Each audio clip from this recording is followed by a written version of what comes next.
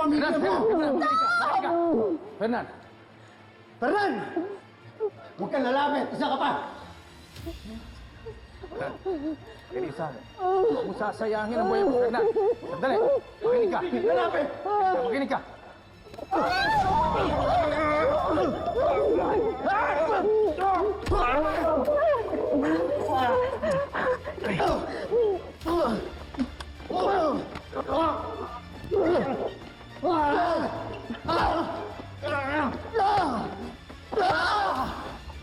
Lalapit! Tutukan nyo! Fernan! Fernan! Mommy, are you okay?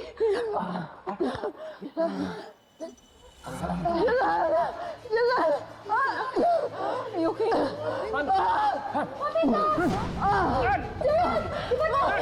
Nakatulungan lang po kami, please! Tumawag ka ng ambulansya! Tumawag ka ng ambulansya! Dali! Han! Mommy, wake up! Han! Ano gagawin? Kailangan siya state vital lang po. Okay, what do we do? What do we do? Wait, Jalal, come on! wait.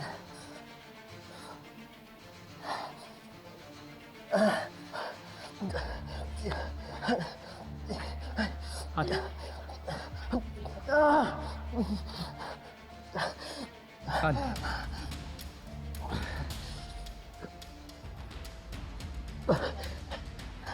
Mommy? Mommy, wake up! Han!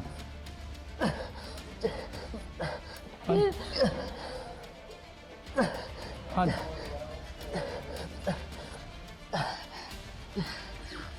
We need an ambulance, please.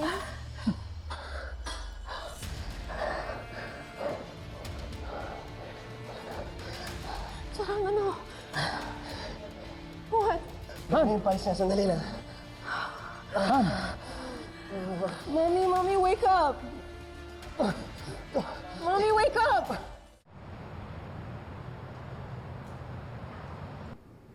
Gerald, how are you? Okay naman po. Kayo nga po gusto kong kamustahin eh. Eto, I'm okay naman, pero sabi ng doctor, I have to rest muna daw for a few days. Kasi naman si Mommy, hindi nagpapacheck up. Tuloy natin na naman na may heart ailment ka pala. Nung inatake ka na. Sure ka na. Buti po, narestahan na po kayo ng gamot.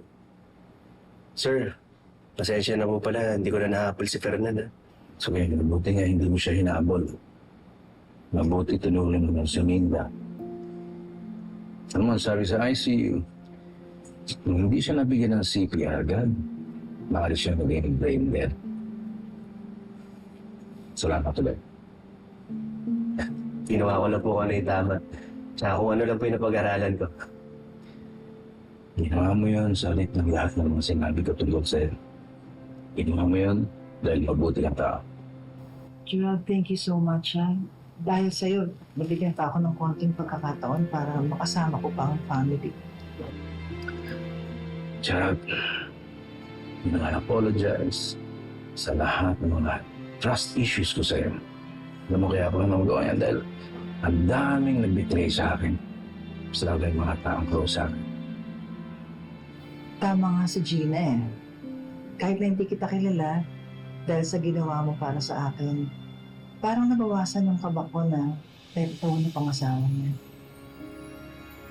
Kahit na for sure lang. Thank you so much.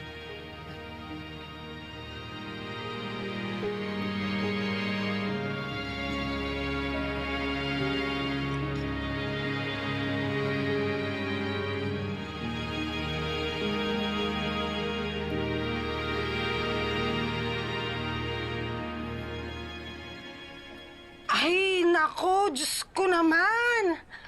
Ano ba yan, Gerald? Buti hindi ka napuruhan. Hindi ko pa panahon, Nay. Marami pa akong pangap sa buhay. Sana rin yung madala kita dito sa Amerika. Kaya alaga mo palagi sarili mo, ha? Siyempre naman. Ay, hindi ko pa nga nakukuha yung pampacheck up ko kay Betsy. Ako, Nay, wala na yun. Na-hold up daw si Betsy. Papadala na lang ulit ako, ha? Ay, anak, wag na. Susweldo naman ako sa paluwagan sa Makalwa. Basta ikaw, magpagaling ka dyan. Mag-ingat ka naman, huwag ka naman magpabugbog. Diyos ko naman. Opo. Oh, paano na eh? Kailangan namin malis.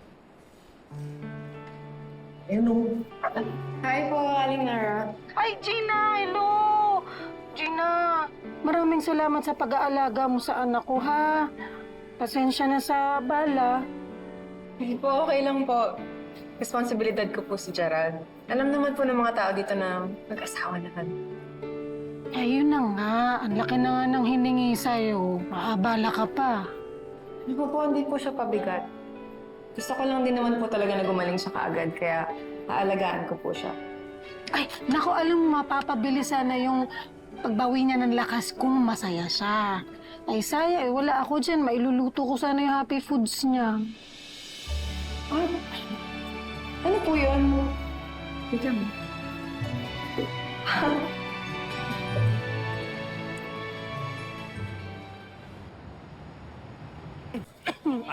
Kamusta na si Gerald?